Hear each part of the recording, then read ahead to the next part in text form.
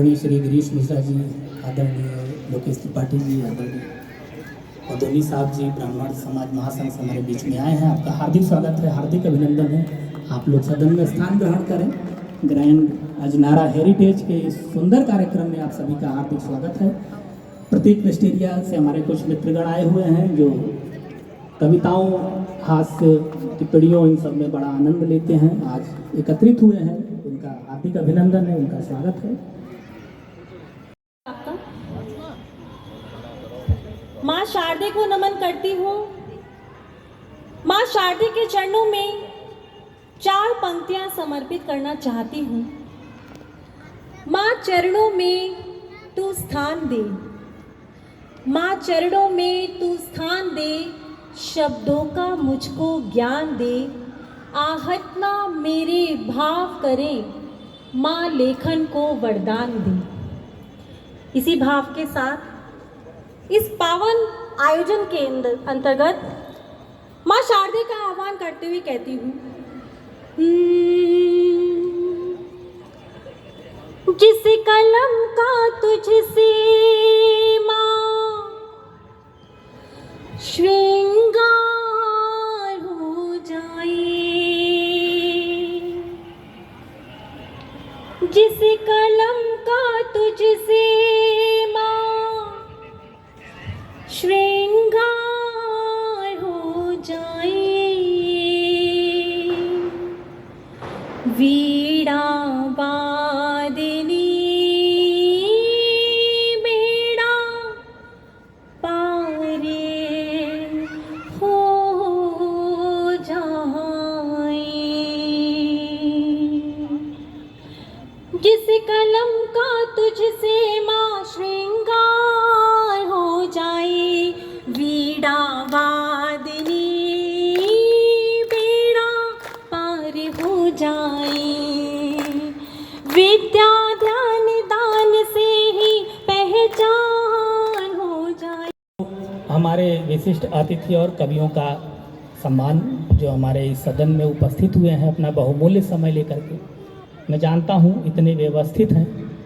पिछले कई महीनों से लगातार लोग कार्यक्रम कर रहे हैं यहाँ पर उपस्थित हो। तो सबसे पहले हमारे आज के कार्यक्रम के विशिष्ट अतिथि आदरणीय नीतू सिंह जी से मैं निवेदन करूँगा कि वो आगे आएँ, और सोसाइटी के उपाध्यक्ष पायल खुराना जी और कार्यकारी सदस्य मंजू राठी जी आदरणीय नीतू सिंह मैम को मोमेंटो दे करके और माला पहना करके उनका स्वागत करें। और साथियों, तालियां बजनी चाहिए 5 से 7 मिनट तक। ये ऐसे महनीय लोग हैं जो किसी कार्यक्रम में अपनी भूमिका इसलिए उनकी ज़रूरी है कि उस कार्यक्रम में 4 चांद लग जाता है। साहित्यिक, सांस्कृतिक और जो यह पारिवारिक आयोजन है, इसमें ऐसे गणमान्य लोगों की उपस्थिति हमें यह दर्शाती है कि हम अपने अतिथियों का कितना स्वागत करते हैं, कितना सम्मान करते हैं।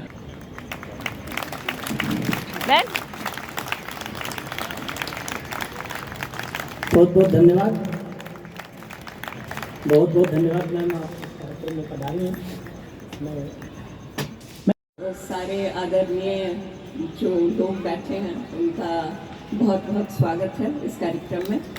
और चूँकि इतने गणमान्य, इतने विशेष लोग हैं जो बोलने में इतने प्रचंड और प्रकांड विद्वान हैं, उनके सामने मैं 2 शब्द क्या बोलूं।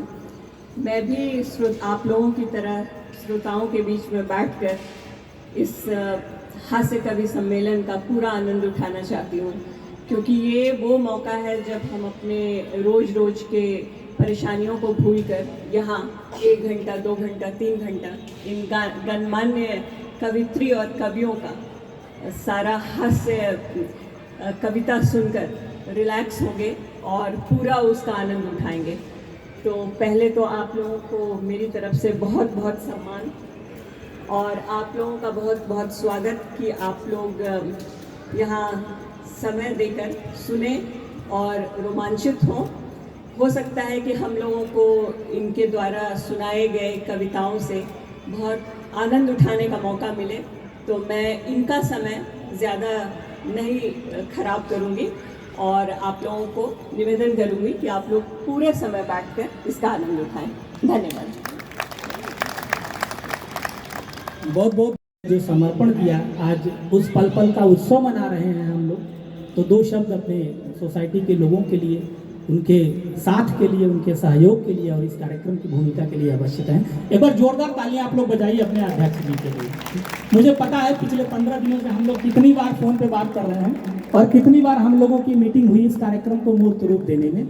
अभिनव जी का बहुत बहुत आभार। सभी मौजूद अतिथिगण, कविगण एवं ग्रैंड अजनारा हेरिटेज के सभी मेरे सह निवासी, आप सभी का इस हास्य कवि सम्मेलन में हार्दिक स्वागत है।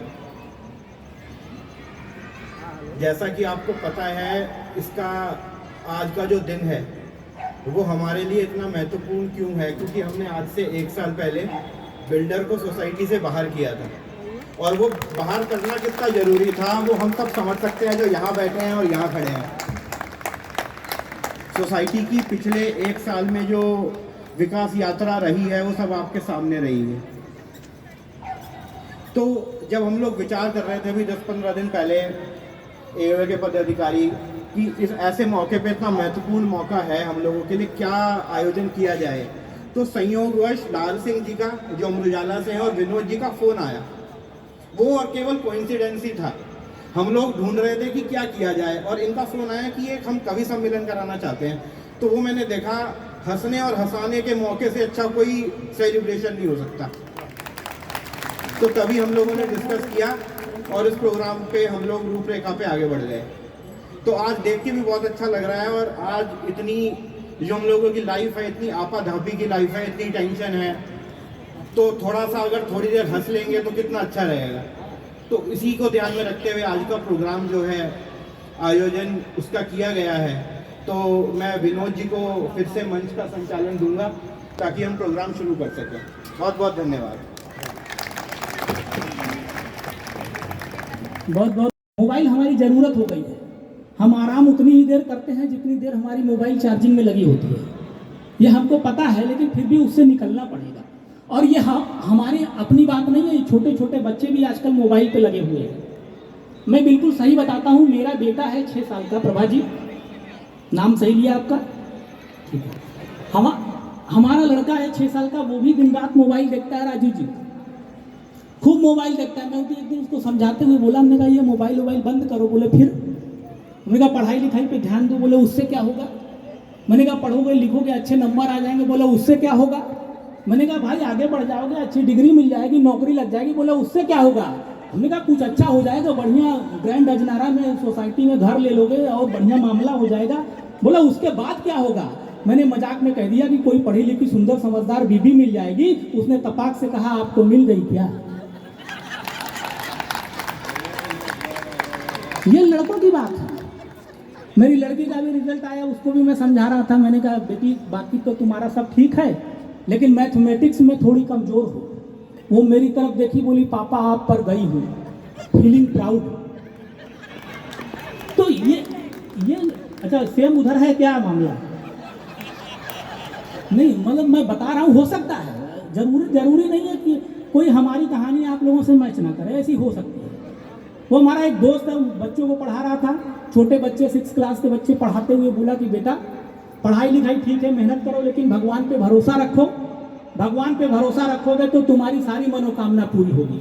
वो लड़का खड़ा हुआ, बोला गुरुजी खाक मनोकामना पूरी होगी। पूरी हो गई होती तो आपका ट्रांसफर किसी और स्कूल में हो गया होता। ये नए युवा लोग हैं हमारे बीच में, तो कुछ कम युवा देख रहे हैं, लेकिन मैं युवाओं के माध्यम से कहना चाहता हूँ, इतना कॉन्फिडेंस इनमें भरा पड़ा है मंजू जी कि राह में एक लड़की भली मिल गई। युवाओं का कॉन्फिडेंस देखिए, उनकी तरफ से पढ़ना चाहता हूँ कि राह में एक लड़की भली मिल गई, मुस्कुराई तो जैसे कली खिल गई। राह में एक लड़की भली मिल गई, मुस्कुराई तो जैसे कली खिल गई। उसने देखा नहीं एक पल भी मुझे, पर मुझे यूं लगा कुंडली मिल गई। ये नए लड़कों का कॉन्फिडेंस है। ये सोशल मीडिया, इनबॉक्स, मैसेंजर, और कोई लड़का हो, मतलब लड़के के लिए मैं कह रहा हूँ, हालांकि आजकल तो सभी मैसेंजर में लगे हैं, तो कोई लड़की आकर के हाय भी लिख देती है तो वो सीधे शेरवानी का नाप लेकर के दर्जी के दुकान पे पहुंच जाते हैं। ये आजकल के लोगों का टैलेंट है। और पता नहीं शादी के बाद क्या होता है, सबको पता है। वो सारा कॉन्फिडेंस निकल जाता है। हमारे दीपक भैया बैठे हैं, अंतर्राष्ट्रीय कवि हैं, पूरे देश को, पूरे विश्व को हंसाते हैं। घर में जाते हैं तो उदास बैठे रहते हैं, हिम्मत ही नहीं होती बोलने की। एक दिन मैंने कहा भैया कवि सम्मेलन है, ग्रैंड अजनारा में आना है। बोले हाँ विनोद बुला लो यार कहीं कवि सम्मेलन में। हमने कहा क्यों, घर में क्या दिक्कत है? बोले दिक्कत कुछ नहीं है, लेकिन छुट्टी वाले दिन तुम्हारी भाभी उस ठेकेदार की तरह देखती है जिसका लेबर खाली बैठ के बीड़ी पी रहा होता है।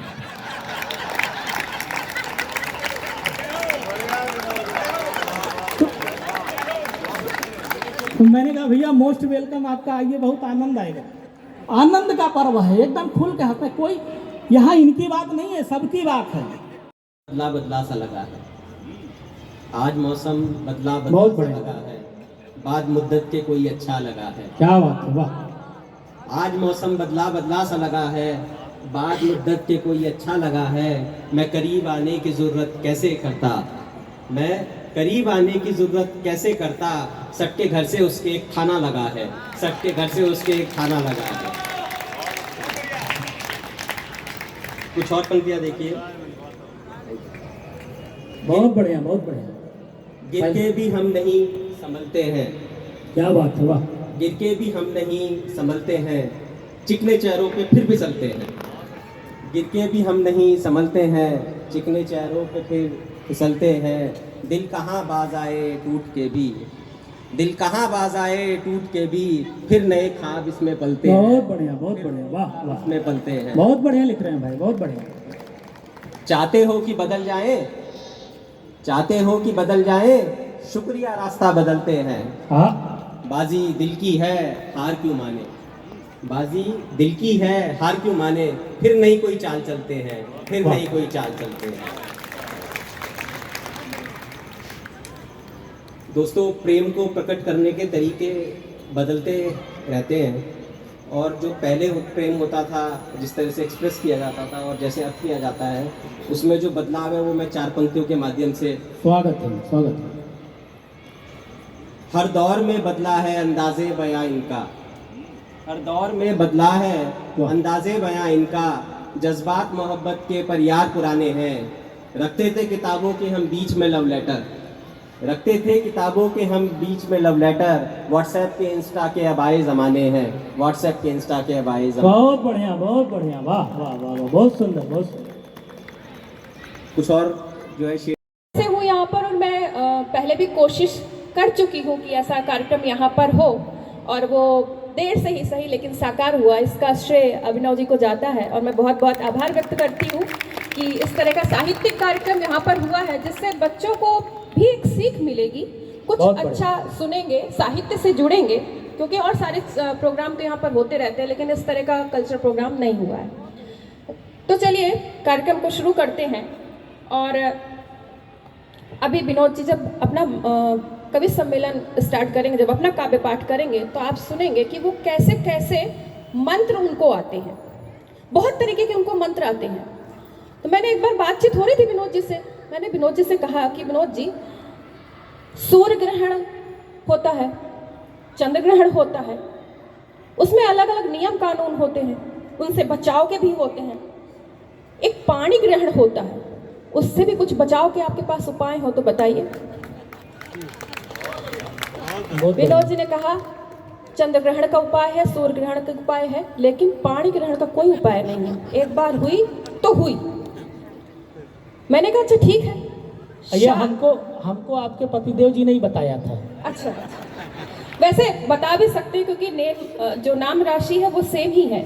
मेरे पतिदेव का भी नाम विनोद ही है, और संयोग से पांडे तो है ही है, तो ऐसा हो सकता है, मैं मानती हूँ। अच्छा जी जी, अच्छा, तो मैंने ये बोला कि अच्छा ठीक है, चलो ये बात तो हो गई, लेकिन ये बताइए कि शादी करना जरूरी है क्या? बोले बहुत जरूरी है। शादी करना इसलिए जरूरी है हर किसी को कि शादी क्यों नहीं की जाती, क्यों नहीं करनी चाहिए, इसलिए शादी करना बहुत जरूरी है हर इंसान को। तो ये बात हम सभी शादी के बाद ही जान पाते हैं कि शादी क्यों नहीं करनी चाहिए। तो ये बात तो है कि जो लड्डू खाता है वो पछताता है, और जो नहीं खाता है वो भी पछताता है। इतने सीरियस होकर के मत सुनिए, हंसिए, ठहाके लगाइए, क्योंकि हम हंसाने के लिए यहाँ पर आए हैं। विनोद जी बहुत लिखते हैं, और इन्होंने समस्या ये है कि अधिकतर लोग जोड़े में आए हैं। अच्छा, इसलिए हंस नहीं पा रहे हैं। अब टेंशन की इस बात की है कि हंसे तो कैसे हंसे, एक बार अगल में देख रहे हैं, बगल में देख रहे हैं, फिर एक बार हंस रहे हैं।